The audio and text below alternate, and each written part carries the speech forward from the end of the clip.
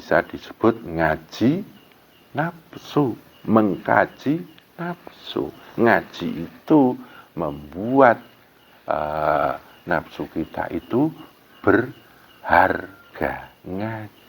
Ngajeni nafsu kita, ngajeni pintu nafsu kita.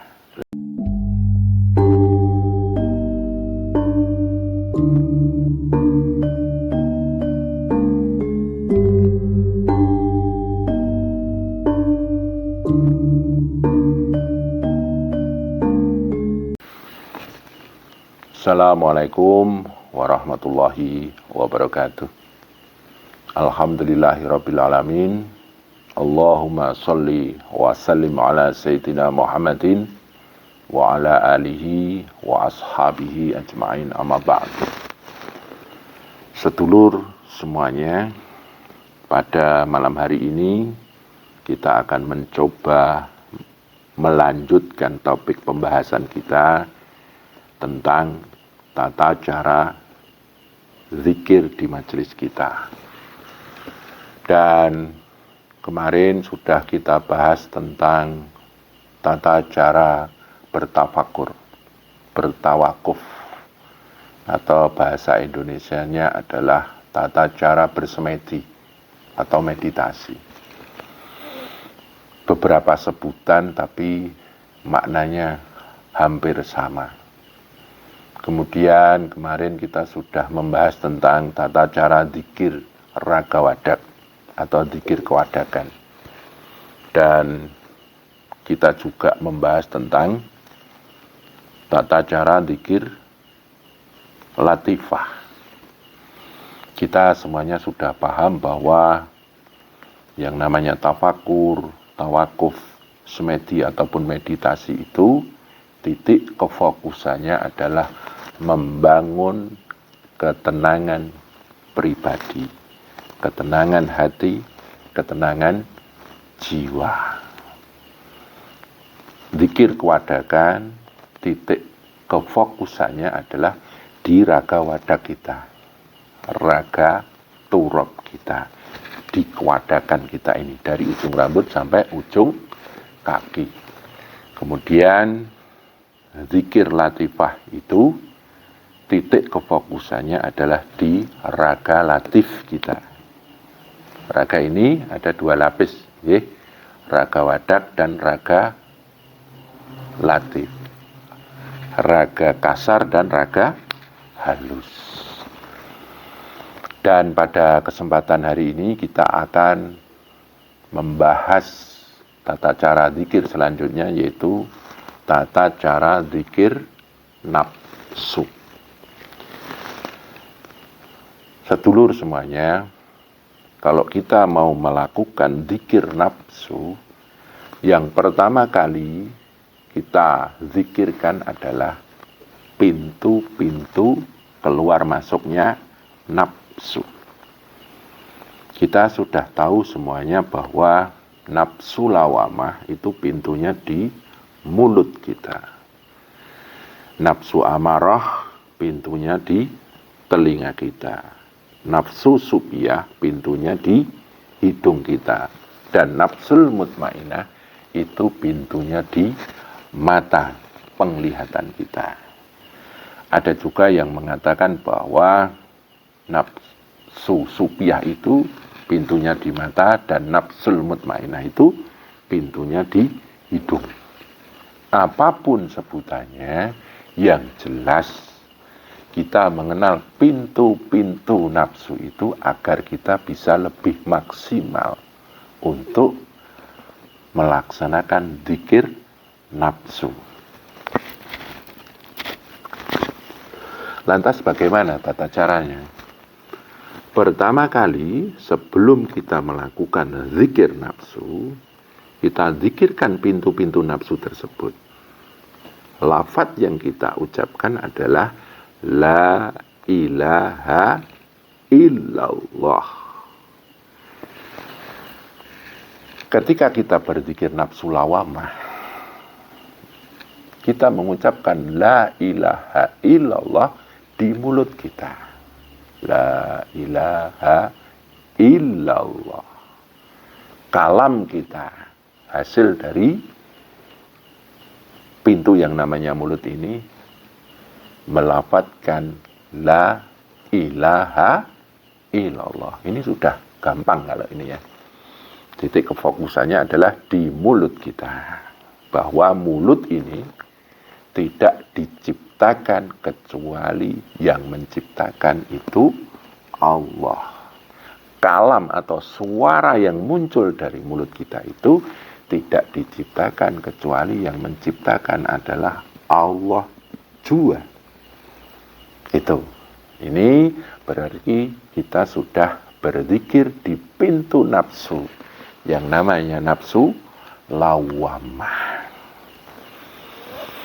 Kita sudah mensyahadatkan pintu nafsu lawamah di mulut kita ini. Kemudian selanjutnya adalah kita mensyahadatkan pintu nafsu amarah, yaitu telinga kita ini. Telinga kita ini kita syahadatkan dengan lafaz la ilaha illallah, tapi yang mengucap bukan mulut kita. Kita fokuskan, kita titik perhatikan itu di telinga kita. Seakan-akan yang mengucap adalah telinga kita ini. Telinga kita itu mengucapkan la ilaha illallah. La ilaha illallah. Dengan segala kefokusan kita seakan-akan merasakan bahwa telinga ini mengucapkan la ilaha illallah. Kemudian di dalam telinga itu ada indera yang namanya indera pendengaran. Indera pendengaran kita itu yang menciptakan Allah. Telinga kita pun yang menciptakan Allah. Makanya pendengaran kita fokuskan dan kita konsentrasikan bahwa pendengaran kita ini sedang mengucap la ilaha illallah. Telinga kita pun juga mengucapkan la ilaha illallah. Yang maknanya bahwa pendengaran kita ini tidak diciptakan kecuali oleh Allah. Telinga kita sebagai alat pendengaran kita itu pun diciptakan oleh Allah. Tidak diciptakan kecuali hanya Allah yang menciptakan. Itu berarti kalau sudah seperti itu kita sudah mensyahadatkan atau berzikir di pintu amarah. Kemudian nafsu subyah. Kita konsentrasikan, kita fokuskan hidung kita ini. Hidung kita ini mengucapkan la ilaha illallah. La ilaha illallah. Di dalam hidung ada indera penciuman. Indera penciuman kita fokuskan, kita konsentrasikan seakan-akan mengucapkan la ilaha illallah. Yang mengucap bukan mulut kita, tapi hidung kita. Selanjutnya pintu mutmainah, itu mata kita. Mata kita ini kita lafadzkan lafadz syahadat la ilaha illallah. Seakan-akan mata kita ini mengucapkan la ilaha illallah. Dan di dalam mata itu ada indera penglihatan. Penglihatan kita pun kita fokuskan, kita konsentrasikan seakan-akan mengucapkan lafaz la ilaha illallah. Makanya kita meresapi, menghayati dan menjiwai bahwa mata kita tidak diciptakan kecuali diciptakan oleh Allah. Penglihatan sebagai inti dari mata kita itu tidak diciptakan kecuali hanya diciptakan oleh Allah. Berarti di situ kita sudah berzikir di pintu nafsu mutmainah. Ya, seperti itu. Setelah ini kita zikirkan dengan lafaz la ilaha illallah di mulut, di telinga, di hidung, dan di mata, barulah kita melakukan zikir nafsu. Lah, nafsu ini kamarnya itu ada di hati kita. Ya. Di hati kita ini ada bersemayam nafsu yang bertawaf, yang mengelilingi atau mengitari hati kita.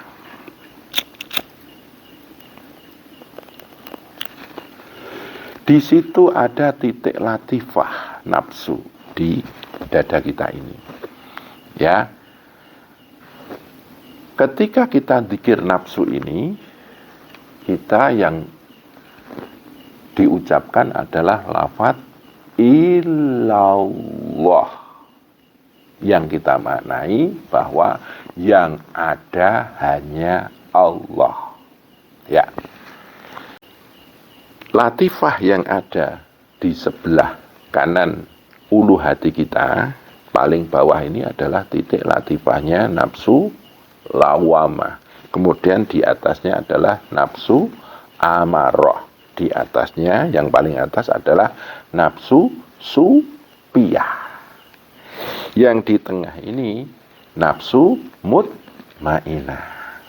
Kemudian di sebelah kiri paling bawah itu nafsu radiyah. Di atasnya nafsu mardiyah. Yang paling atas adalah nafsu kamilah.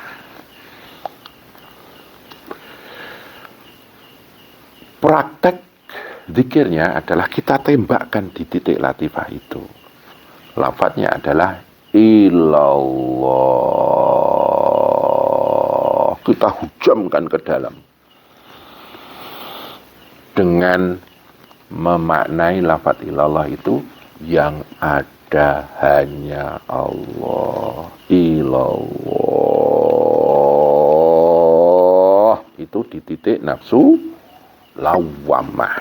Tapi ini sudah tidak diucap pakai mulut. Ini sudah zikir khafi, zikir pakai suara hati, suara batin. Ilallah, ilallah. Kecuali kalau kita berjamaah, diucapkan pakai mulut supaya bisa bareng-bareng. Tuh. Kita tembakkan di titik paling bawah ini, di nafsu lawamah. Ilallah, ilallah. Maka nafsu kita sudah kita zikirkan. Dengan harapan nafsu lawamah itu kan akan tunduk pada Allah. Kemudian di atasnya nafsu amarah. Sama caranya. Ilallah, ilallah. Begitu juga yang atasnya. Ilallah. Ini nafsu supiyah. Nah, nafsu lawamah amarah supiyah ini kalau kita zikirkan, dia akan tunduk pada diri kita yang bersahadat atas nama Allah. Dan dia akan sujud pada Allah yang kita zikirkan itu. Otomatis nafsu lawamah, amarah, dan supiyah kita tidak akan mengajak kita pada hal-hal yang buruk. Seandainya ada, itu pun lama-lama akan terkikis. Inna nafsa la amaratum bisu. Sesungguhnya nafsu itu selalu mengajak kepada hal-hal yang buruk. Kalau sering kita zikirkan, maka itu akan tertundukkan. Nafsu lawamah ini membawa sifat buruk, serakah, rakus. Nafsu amarah ini sombong, congkak, ya, angkuh, mau menangnya sendiri. Nafsu supiyah mau enaknya sendiri, sukanya enak-enak dan yang enak-enak. Lah, itu kalau sudah tunduk, makanya akan mudah kita kendalikan. Nah, ini agak berat ini. Karena kita hubungannya dengan nafsu yang agak istilahnya sulit dikendalikan. Nah, kalau nanti nafsu lawamah ini sudah kita tundukkan dari kebiasaan buruk yang suka serakah, rakus, ya, gila harta, gila kekayaan, maka dia akan menjadi suka bersedekah, suka berbagi, suka menolong. Kemudian nafsu amarah yang awalnya sombong, yang awalnya congkak, angkuh, keras hati, akhirnya menjadi satu ghirah, semangat di dalam beribadah. Kemudian nafsu supiyah ini yang sukanya enak-enak dan mencintai yang mengenakkan, terus dia selalu terlena dalam kenikmatan-kenikmatan dunia. Kalau kita bisa menundukkan, maka dia akan menjadi nafsu yang belas kasih. Termasuk juga di nafsu supiyah itu ada sifat riya, pamer, ya, suka apa istilahnya, suka menjilat. Lah itu nafsu supiyah. Kalau kita bisa mendikirkan nafsu supiyah ini dan bisa tunduk, maka ada muncul nafsu positif belas kasih. Nih, ini nafsu yang di sebelah kanannya ulu hati. Ini agak berat, tapi harus kita tembak. Lah, zikir yang ringan itu di tengah, karena di sana sudah mutmainah, nafsu yang tenang. Ilallah, ilallah, ilallah. Zikir di nafsul mutmainah di tengah ulu hati ini adalah tujuannya adalah supaya kita bisa menegakkan bangunan ketenangan dalam hati kita, dalam jiwa kita. Ketenangan itu harus benar-benar kita bangun dan kita tegakkan dengan zikir di nafsu mutmainah ini. Ini agak ringan, karena memang dasarnya nafsul mutmainah itu tenang. Ya. Kemudian di titik di sebelah kiri ulu hati ini ada nafsu radiyah, nafsu yang suka meridhoi. Kita zikirkan ilallah, ilallah, ilallah, agar hati kita, jiwa kita selalu ridho pada Allah, selalu ridho pada titah Allah. Kemudian di atasnya ilallah, ilallah, agar nafsu kita diridhoi dan selalu diridhoi oleh Allah. Dan yang di atasnya itu nafsu kamilah, supaya menjadi nafsu yang disempurnakan ketundukannya kepada Allah dan bisa menghamba kepada Allah. Wadkhuli fi ibad itu. Sedulur semuanya, ini kita lakukan. Kalau kita mau beristiqomah, ini akan merubah kepribadian kita dalam hubungannya dengan nafsu. Tadi kita mendikirkan pintu-pintu nafsu, ini akan mendidik pendengaran kita atau telinga kita, penciuman kita di dalam hidung, penglihatan di dalam mata, kemudian kalam di dalam mulut. Ini akan mendidik indera kita untuk selalu menghamba pada Allah. Karena kita tahu masalah itu, masalah di dalam kehidupan kita itu sering muncul dari pendengaran kita, penglihatan, ucapan kita, atau penciuman kita, itu diterima oleh memori akal, itu bisa menjadi satu masalah dalam hidup kita. Sumbernya dari pintu-pintu indera ini. Makanya kita zikirkan supaya kita terselamatkan ya dari masalah-masalah kehidupan kita, supaya tidak kufur pada Allah. pintu-pintu nafsu kita zikirkan dengan la ilaha illallah, nafsu kita zikirkan dengan lafaz illallah. Ini bagus bagi kita apabila kita sadar bahwa diri kita itu sulit mengendalikan nafsu, sulit mengendalikan pandangan, ucapan, pendengaran, akhirnya hidup banyak masalah, hidup banyak benturan, gesekan, dan akhirnya nafsu ini sifatnya emosional. Lah zikir di pintu nafsu dan di titik latifah nafsu ini akan menolong kita, membantu kita untuk menyelamatkan diri dari pengaruh-pengaruh buruk nafsu kita. Pengaruh-pengaruh buruk indera pendengaran, penciuman, penglihatan, dan pengucapan kita. Disitulah lama-lama kalau kita sering melakukan ini, maka kita sudah bisa disebut ngaji nafsu, mengkaji nafsu. Ngaji itu membuat nafsu kita itu berharga. Ngajeni nafsu kita, ngajeni pintu nafsu kita. Lah ini kita lakukan sesuai dengan keadaan kita. Ini bebas, silahkan dilakukan. Habis sholat monggo. Nah, seperti itu nggih. Nanti kalau ada yang nggak jelas silahkan dipertanyakan, kita bahas lebih lanjut, lebih dalam lagi. Tapi sebelum kita melakukan tanya jawab, saya tutup dulu nggih. Kurang lebihnya mohon maaf, semoga bermanfaat. Assalamualaikum warahmatullahi wabarakatuh. Matur nuwun.